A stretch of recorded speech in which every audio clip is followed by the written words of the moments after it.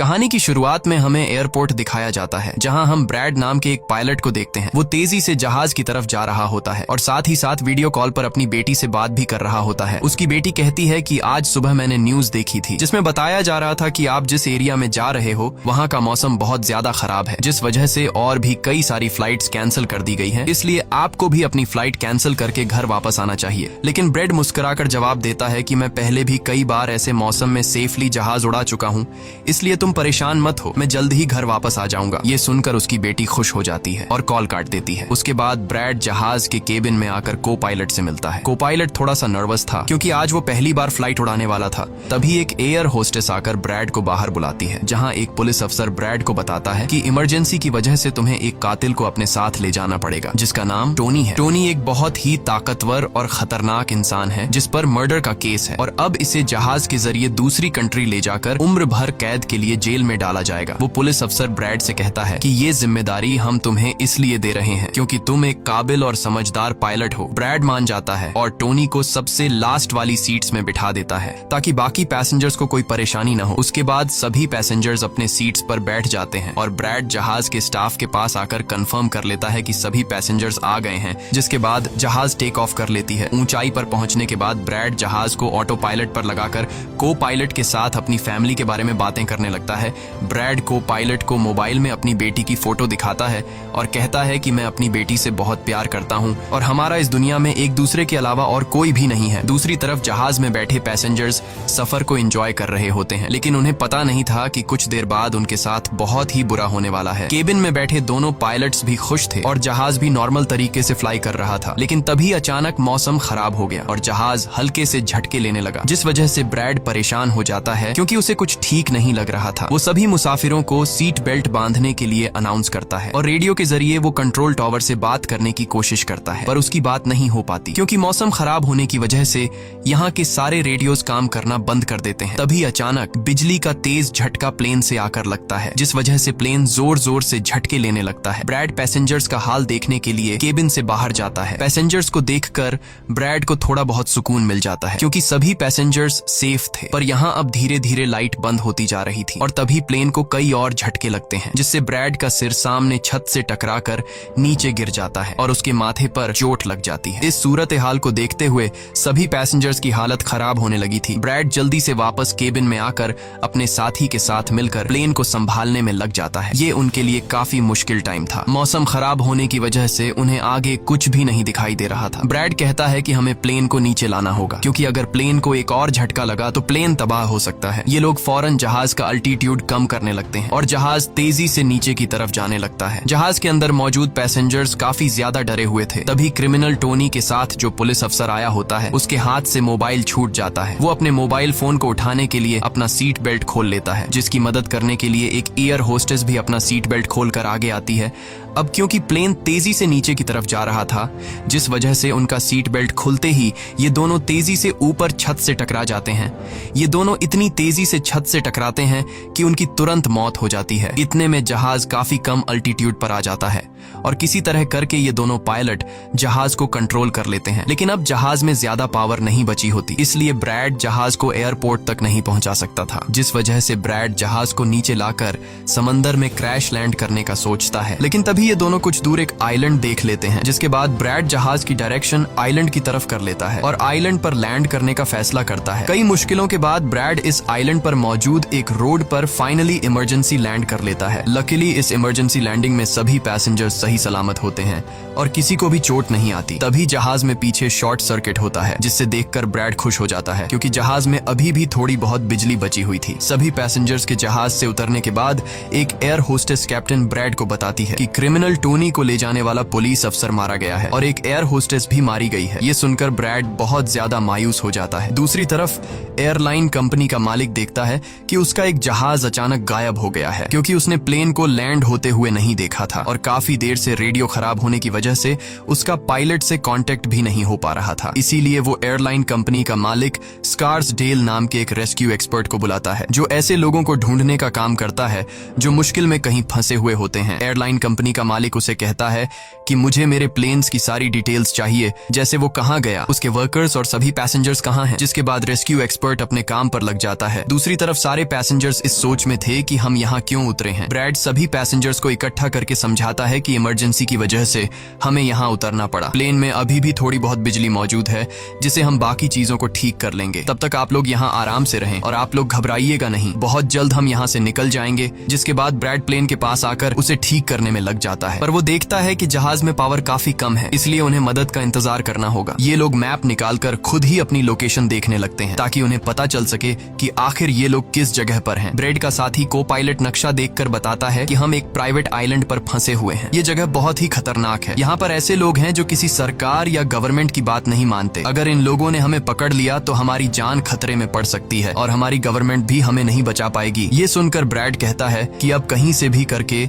हमें अपनी rescue team को यहाँ पर बुलाना ही होगा ताकि वो आकर हम सबको बचा ले, क्योंकि यही एक रास्ता है यहाँ से निकलने का। जिसके बाद ये दोनों मदद बुलाने के लिए रेडियो ठीक करने लगते हैं, लेकिन आसमानी बिजली के टकराने से रेडियो बिल्कुल खराब हो चुका था। अब ब्रैड सभी पैसेंजर्स के पास आकर उन्हें बताता है कि किसी खराबी की वजह से रेडियो काम नहीं कर रहा, लेकिन आप सब परेशान मत हो। ब्रैड उन्हें तसल्ली देता है कि हम आइलैंड के दूसरी साइड पर जाकर रेडियो को ढूंढेंगे और कंट्रोल टावर को अपनी लोकेशन बताकर रेस्क्यू टीम को यहाँ पर भेजने के लिए कहेंगे, जो आकर आप सब लोगों को बचा लेंगे। और यहाँ ब्रैड एक बहुत बड़ा कदम उठाता है। वो कहता है कि मेरे साथ टोनी जाएगा। ये कहकर वो टोनी की हथकड़ी खोल देता है। यहाँ ब्रैड जहाज के कोपायलट से कहता है कि तुम जहाज की पावर को रिपेयर करने के काम पर लग जाओ। मैं जल्द ही किसी भी कांटेक्ट के जरिए रेस्क्यू टीम को यहाँ तक लाने की कोशिश करूंगा। जिसके बाद टोनी और ब्रैड रेडियो ढूंढने के लिए जंगल की तरफ निकल पड़ते हैं। रास्ते में टोनी ब्रैड को उस पर भरोसा करने के लिए थैंक्स कहता है। अब हम इस आइलैंड पर रहने वाले आतंकवादी ग्रुप को देखते हैं, जिनके पास एक आदमी दौड़ कर आता है और वो आदमी उस ग्रुप के लीडर को बताता है कि यहाँ आइलैंड पर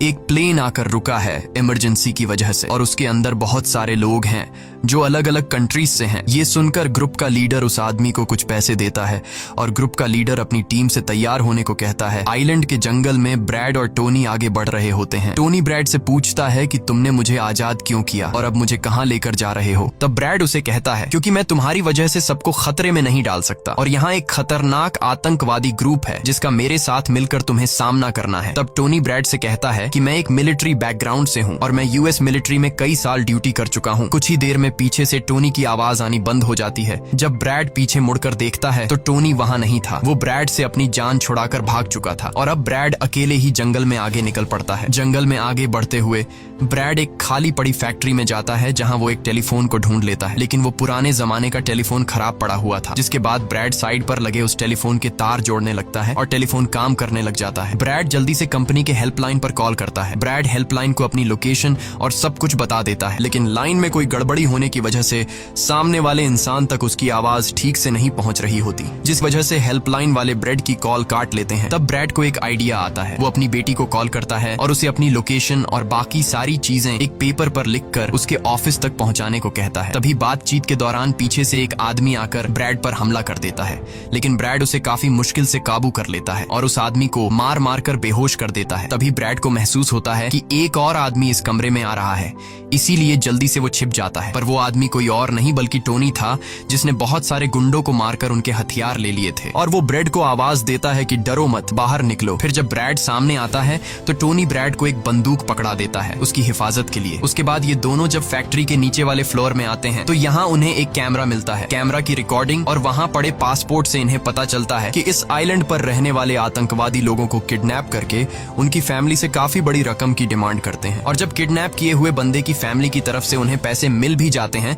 तब भी ये लोग उसे छोड़ने के बजाय मार देते हैं। ये देखकर ब्रैड समझ जाता है कि हमारे पैसेंजर्स भी खतरे में हैं। जिसके बाद ये दोनों बाहर निकलते हैं और सामने उन्हें एक गाड़ी दिखाई देती है। ये गाड़ी उस आतंकवादी की थी जो कुछ देर पहले ब्रैड के हाथों मारा गया। अब ये दोनों बाहर खड़ी गाड़ी में बैठ जाते हैं और अपने पैसेंजर्स की तरफ जाने लगते हैं। उधर सभी पैसेंजर्स ब्रैड के इंतजार में बैठे हुए होते हैं कि ब्रैड जल्द ही उनके लिए मदद लेकर आ जाएगा। तभी उन्हें किसी गाड़ी की आवाज आती है। गाड़ी की आवाज सुनकर ये लोग खुश हो जाते हैं और ये लोग समझते हैं कि ब्रैड उनके लिए रेस्क्यू टीम बुला लिया है। लेकिन ये रेस्क्यू टीम नहीं बल्कि इस आइलैंड पर रहने वाले आतंकवादी थे। वो लोग गोलियां चलाकर सभी पैसेंजर पैसेंजर्स को डराने लगते हैं। उन गोलियों की आवाज ब्रैड और टोनी ने भी सुन ली थी, जिसके बाद ये लोग कार की स्पीड बढ़ाकर जल्दी से प्लेन तक पहुंचने की कोशिश करते हैं। आतंकवादी ग्रुप का लीडर एयर होस्टेस से सभी यात्रियों की लिस्ट मांगता है। डर के मारे जल्दी से एयर होस्टेस उसे लिस्ट ला कर दे देती है। फिर गैंग का एक आदमी को पायलट से पूछता है कि तुम्हारा सीनियर पायलट कहाँ पर है, जिस पर को पायलट बताता है कि किसी काम से वो जंगल में गया था पर अभी तक वापस नहीं आया। तभी वहाँ पर ब्रैड और टोनी भी पहुंच जाते हैं, लेकिन ये दोनों चुपके से दूर से इन लोगों को देख रहे होते हैं। इसी दौरान एक औरत वहाँ से भागने की कोशिश करती है, पर वो लोग गोली चलाकर उसे मार देते हैं। ये देखकर ब्रैड उनकी मदद करने के लिए जाता है, पर टोनी उसे रोक लेता है और टोनी कहता है कि तुम शांत रहो, अभी जाना ठीक नहीं। गैंग का लीडर सभी पैसेंजर्स को एक बस में बैठा लेता है और गैंग का लीडर अपने 2 साथियों को वहीं छोड़कर उनसे कहता है कि जाओ, जहाज के अंदर जो भी कीमती सामान है उसे ले आओ। जिसके बाद ये लोग सभी पैसेंजर्स को अपने अड्डे पर ले जाने लगते हैं।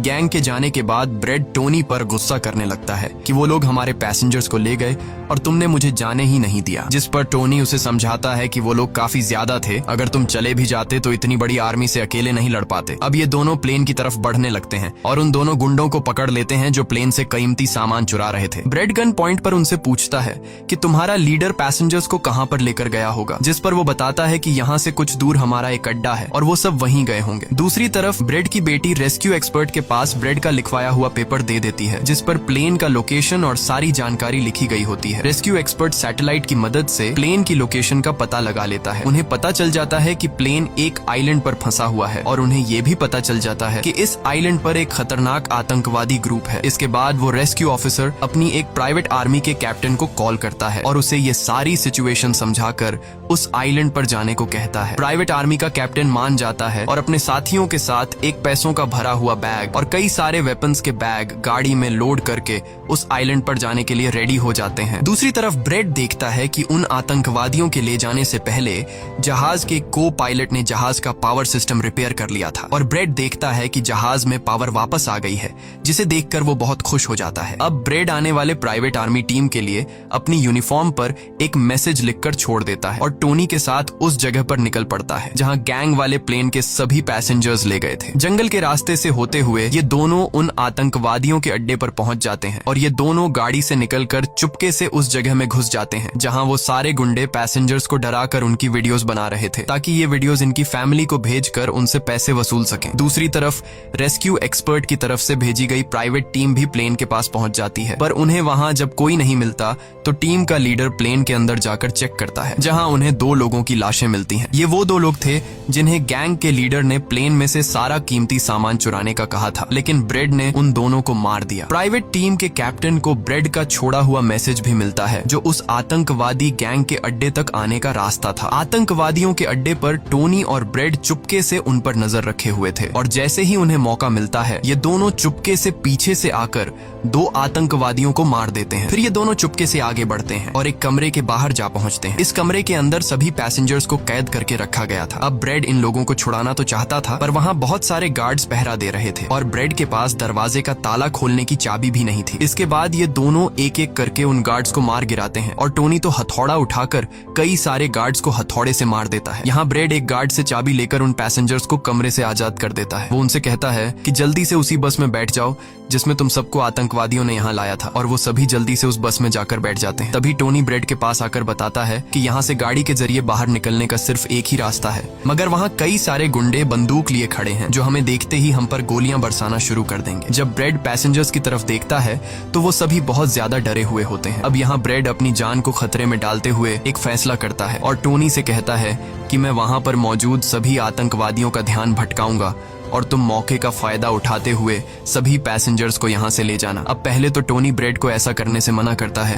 वो कहता है कि ऐसा करने से वो लोग तुम्हें मार देंगे, लेकिन ब्रेड कहता है कि इसके अलावा हमारे पास और कोई दूसरा रास्ता नहीं है। ये सुनकर टोनी मान जाता है। ब्रेड वहाँ से निकलकर आतंकवादियों के पास आता है। वहाँ ब्रेड गैंग के लीडर से बात करता है कि मैंने हेल्प के लिए इन्फॉर्म कर दिया है, जल्द ही यहाँ पर रेस्क्यू टीम आ जाएगी, इसलिए सभी पैसेंजर्स को यहाँ से जाने दो। ये सुनकर सभी गैंग वाले ब्रेड पर हंस पड़ते हैं और ब्रेड को पीटने लग जाते हैं। गैंग का हेड कहता है कि ऐसे कैसे उसे छोड़ दूं, पैसों के बिना मैं किसी को नहीं छोड़ता। और अब जैसे ही ये लोग ब्रेड को मारने वाले होते हैं तभी वहां पर प्राइवेट रेस्क्यू टीम पहुंचकर आतंकवादियों पर हमला कर देती है और काफी देर तक गोलीबारी करने के बाद गैंग के कई सारे लोगों को मारकर वो ब्रेड को छुड़ा लेते हैं और ब्रेड को बस में उठाकर यहाँ से निकल जाते हैं। यहाँ गैंग का लीडर देखता है कि उसके कई सारे साथियों के साथ उसका छोटा भाई भी मारा गया। ये देखकर वो बहुत ज्यादा गुस्सा हो जाता है और कसम उठाकर कहता है कि वो इन लोगों में से एक को भी नहीं छोड़ेगा और सभी को चुन चुन कर मारेगा। इसके बाद वो अपनी टीम से कहता है कि जल्दी से तैयारी कर लो, हम जल्द ही इन लोगों को मारने के लिए निकलेंगे। बस में प्राइवेट टीम का कैप्टन सभी को बताता है कि हम बस 5 लोगों की छोटी सी एक प्राइवेट टीम है जो बस तुम्हें यहाँ बचाने के मिशन पर आए हैं और हम कोई रेस्क्यू टीम नहीं है। रेस्क्यू टीम को यहाँ आने में कुछ टाइम और लगेगा। ये सुनकर ब्रेड घबरा जाता है और कहता है कि हमारे पास टाइम नहीं है क्योंकि गैंग वाले जल्द ही हमारे पीछे आएंगे और हमें देखते ही मार डालेंगे। पर मेरे पास एक आइडिया है। जहाज के पास पहुंचते ही ब्रेड सभी पैसेंजर्स से कहता है कि जहाज में पावर वापस आ चुकी है, यानी अब जहाज स्टार्ट हो जाएगा और हम लोग फौरन यहाँ से निकल जाएंगे। इसलिए आप सब लोग जल्दी से जहाज में बैठ जाओ क्योंकि हम रेस्क्यू टीम का इंतजार नहीं कर सकते। उन्हें यहाँ आने में वक्त लगेगा और अगर हम यहाँ रुके तो उन आतंकवादियों के हाथों मारे जाएंगे। ये सुनकर सारे लोग प्लेन में बैठ जाते हैं जबकि ब्रेड प्लेन की तमाम चेकिंग करने में लग जाता है और प्राइवेट टीम के लोग पहले से आने वाले खतरे के लिए तैयार बैठ जाते हैं। तभी अचानक वो आतंकवादी ग्रुप आकर उन पर हमला कर देता है जिन्हें देखकर प्राइवेट टीम उन्हें रोकने में लग जाती है और यहाँ दोनों तरफ से काफी गोलीबारी होती है। पर इस प्राइवेट टीम के पास काफी अच्छी गन्स थी जिस वजह से वो बहुत सारे गुंडों को मार देते हैं। ब्रेड जल्दी से प्राइवेट टीम के लीडर को बताता है कि मैं अगले 5 मिनट बाद जहाज को स्टार्ट करने वाला हूँ और तुम सब भी जल्दी से जहाज में चढ़ जाना। इसके बाद ब्रेड टोनी के पास जाता है और उसका शुक्रिया अदा करता है कि तुमने मेरे इतने मुश्किल वक्त में साथ दिया। ब्रेड खुद को गोलियों से बचाते हुए अंदर जहाज में आकर अपने केबिन में बैठ जाता है और अपने साथी को पायलट के साथ मिलकर प्लेन को स्टार्ट करने में लग जाता है। उधर टोनी के पास गोलियां खत्म हो जाती हैं और जब वो बुलेट्स ढूंढने के लिए प्राइवेट टीम का बैग चेक करता है तो उसे वहां पैसों से भरा हुआ एक बैग मिलता है। लेकिन इस वक्त टोनी पैसों को छोड़कर दूसरी बैग से गोलियां निकालकर दोबारा आतंकवादियों से लड़ने लगता है। यहाँ तब तक ब्रेड भी प्लेन को राइट साइड पर घुमा देता है। अब प्राइवेट टीम के सोल्जर्स भी एक एक करके जहाज में चढ़ने लगते हैं और टोनी उन्हें कवर फायर देता है। पावर आने की वजह से रेडियो भी काम करने लग जाता है। अब ब्रेड को प्लेन कंपनी का मालिक बताता है कि मैं तुम्हें कोई सुरक्षित जगह बता दूंगा जहां तुम जा सकते हो। अब सभी लोग जहाज में चढ़ जाते हैं पर टोनी नहीं चढ़ता। वो पैसों से भरा बैग लेकर वहां से भागने लगता है क्योंकि अगर वो इनके साथ प्लेन में वापस गया तो पुलिस वाले उसे फिर से पकड़कर जेल में डाल देंगे। गैंग का लीडर अपने साथियों को मरता हुआ देखकर गुस्से से पागल हो जाता है। वो प्लेन के सामने रॉकेट लॉन्चर लाकर उन्हें एक ही झटके में उड़ाने का सोचता है लेकिन सही टाइम पर टोनी उसे देख लेता है। अब टोनी जल्दी से बंदूक उठाकर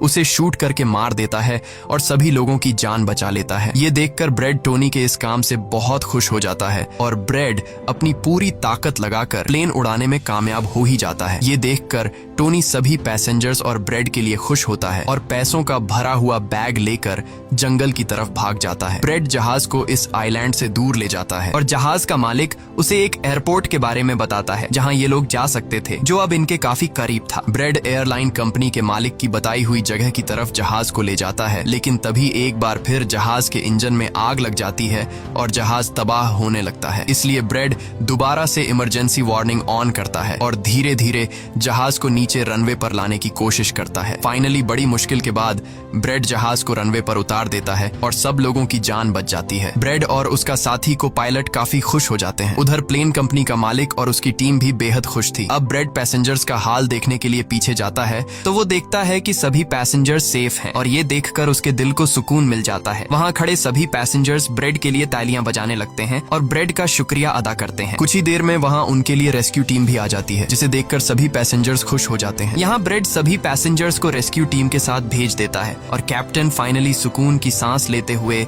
जहाज की सीढ़ियों पर बैठकर अपनी बेटी से कॉल पर बात करता है। इसी के साथ ये कहानी खत्म हो जाती है। अगर आपको वीडियो अच्छी लगी हो तो हमारे चैनल को सब्सक्राइब और वीडियो को लाइक जरूर कीजिएगा।